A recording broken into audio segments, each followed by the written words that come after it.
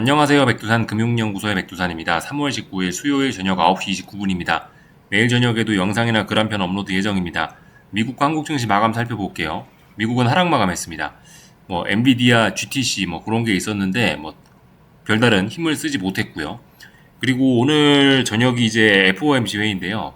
FOMC 회의를 앞두고 이렇게 하락 마감했다는 건 FOMC 회의를 앞두고 기대감보다 우려가 좀 작용하고 있다라고도 볼 수 있는 내용입니다. 하여튼 그래서 하락 마감했어요. 근데 어제 말씀드렸던 게 뭐죠? 어제 말씀드렸던 게 일단 단기 바닥은 나온 거라고 봐야 된다라는 일단 이야기를 드렸습니다.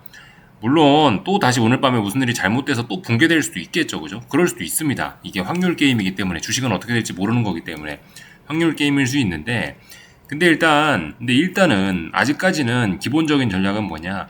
단기 바닥이 나왔다라고 가정하고 5일선을 2거래일 동안 안착을 했기 때문에 일단 더 이상 빠질 생각은 없다. 일단 단기 바닥은 나왔다라고 일단 가정하고 긍정적으로 일단 보자라는 겁니다. 어제 밤에 하락 마감했죠. 다시 5일선 깼죠. 이제 오늘 밤에 이제 긍정적으로 생각하고 일단 매수를 해보자라는 게 일단은 기본적인 전략. 그게 이제 어떤 정석적인 대응이 될 겁니다. 어젯밤에 하락을 한 건 그래서 단기적으로 이렇게 쌍바닥 만드는 그런 과정이라고 생각하실 수가 있겠죠.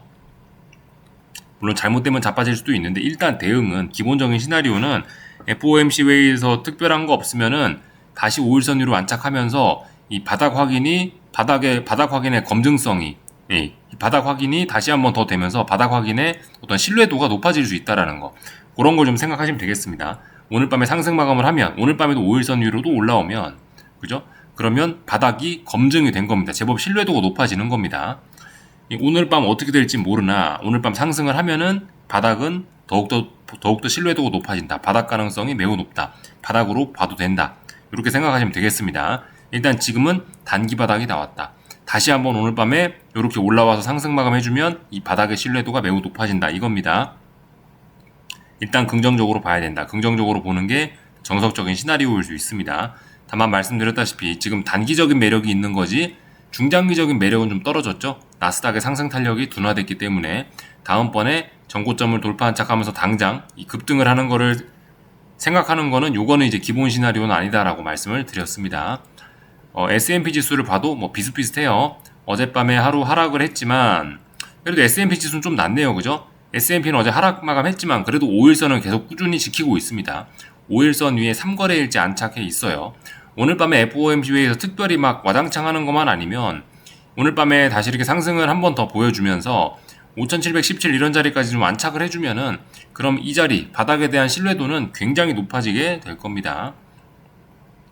하여튼 이래저래 미국 증시는 긍정적으로 봐야 된다라는 이야기 좀 드려봤고요.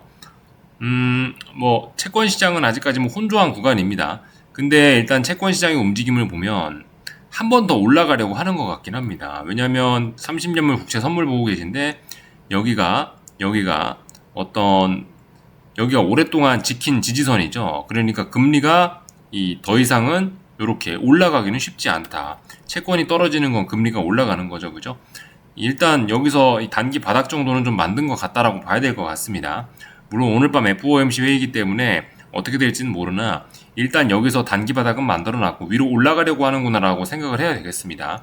다만 위로 올라가려고 하긴 하는데 위쪽에 무거운 저항이 있기 때문에 사실 얘가 당장 채권이 엄청난 랠리를 하는 걸 기대하는 것은 일단은 좀 어렵다라고 보는 게 맞을 것 같습니다. 그래서 채권은 아직까지 혼조한 구간이다 이겁니다. 혼조한 구간. 그래서 일단 채권 시장은 당분간은 특별히 들을 이야기가 없는 것 같고 사실 오늘 밤에 채권이 조금 올라온다라고 해도 그러니까 지금 어느 정도 이 채권이 지금 이제 위쪽에 머리 위에 이 저항을 만들어 놨기 때문에 채권이 여기서 레벨업 해갖고 이렇게 올라가는 것만 아니면 주식시장에는 일단 그다지 큰 영향은 없을 수 있습니다.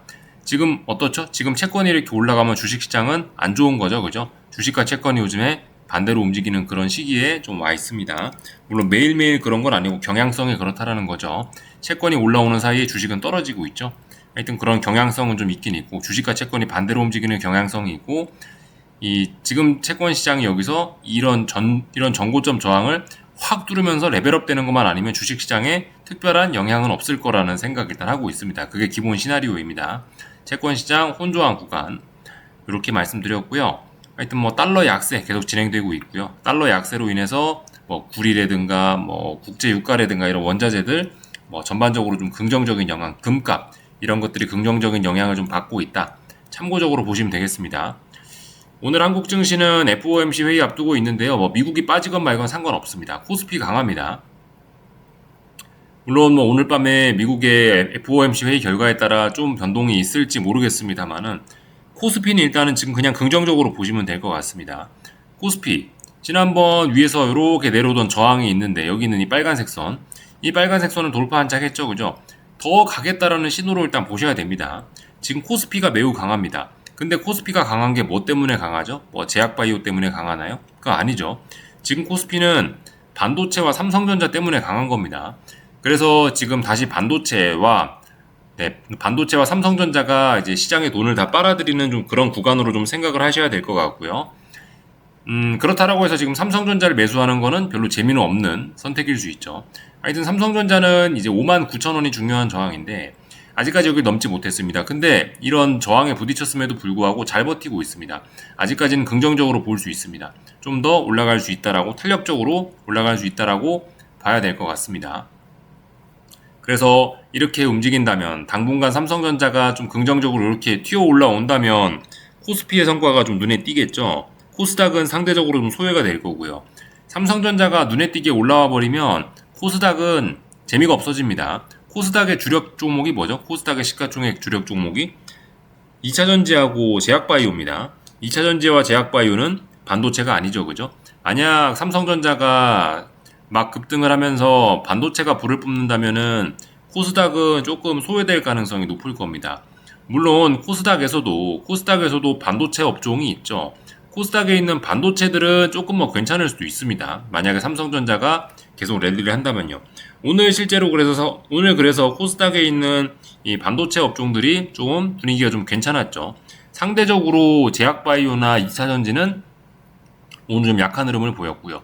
오늘 코스닥 지금 시가총액 상위에서 대형 제약바이오 종목들이 많이 부진했는데 이 워낙 평상시에 변동성이 좀 큰 종목들이고 그리고 지금까지 흐름이 좀 괜찮았기 때문에 이 정도 하락으로 큰일 났다라고 할 수는 없을 겁니다.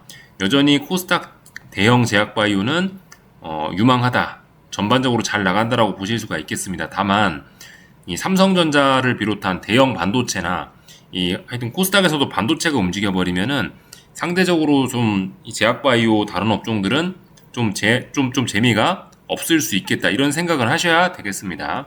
하여튼 그래서 2차전지 이런 친구들이 좀 올라오면서 2차전지 친구들이나 뭐 제약바이오가 좀 재미가 없으면서 코스닥은 조금 좀 서운한 흐름을 보이고 있으나 그래도 뭐 이 정도 흐름이면 뭐 아직까지 뭐 나쁘지는 않습니다.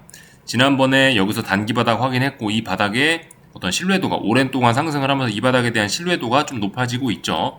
어쨌든 삼성전자에 의해서 지금 소외가 되고 있어서 그렇지 이 코스닥 흐름도 사실 뭐 별로 그렇게 나쁜 것은 아니라고 볼 수 있겠습니다. 지금 위에서 빨간색 선 내려오는 거 있죠. 이게 어떤 저항이죠, 그죠? 저항이 아니고 이젠 지지선이죠. 하여튼 지금 이거를 지금 넘어서 있는 여기 있는 빨간색 선을 이미 위쪽에 넘어서 있는 그런 상황이기도 해서 일단은 뭐 코스닥은 좀 좋게 보는 게 맞겠습니다. 물론 단기적으로는 지금 코스피와 반도체가 강하기 때문에 하여튼 코스닥은 뭐 좀 소외될 수 있긴 있는데 그래도 뭐 지금 당장 코스닥이 막 와장창 박살나고 그런 상황은 일단 아닐 것으로 보여집니다. 전반적인 내용들 좀 말씀을 좀 다 드려봤고요. 뭐 다른 나라들 상황도 뭐 별로 그렇게 나쁘지는 않은 것 같습니다. 계속해서요. 지금 뭐 세계 증시 흐름 전반적으로 좀 긍정적입니다. 다들 뭐 특별한 이상이 없습니다. 잠깐 뭐 간단하게 몇 가지만 좀 점검을 좀 하자면요. 뭐 예를 들면 유럽 증시 같은 거 이렇게 강하죠? 독일 증시입니다. 매우 강합니다. 독일 증시 매우 강해서 추세적으로 문제 없고 뭐 중국 증시 이런 것도 비교적 잘 선방하고 있죠. 최근에 구리 가격 오르는 거 보면 중국 증시가 좋을 거라는 거 추측도 해볼 수 있는 부분이기도 하고요. 일본 증시가 요즘 좀 불안하긴 한데 하여튼 일본 증시도 일단 단기 바닥은 만들어 놓은 상황이라서 뭐 그다지 나쁘게 볼 수는 없습니다. 그래서 전반적으로 지금 세계 증시 흐름은 좀 괜찮죠.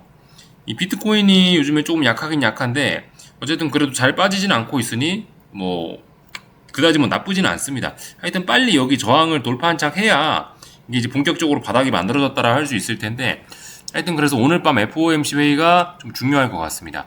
FOMC 회의 전에 이미 미국 증시라든가 뭐 한국 증시라든가 글로벌 증시 흐름 자체는 굉장히 좀 긍정적이긴 합니다.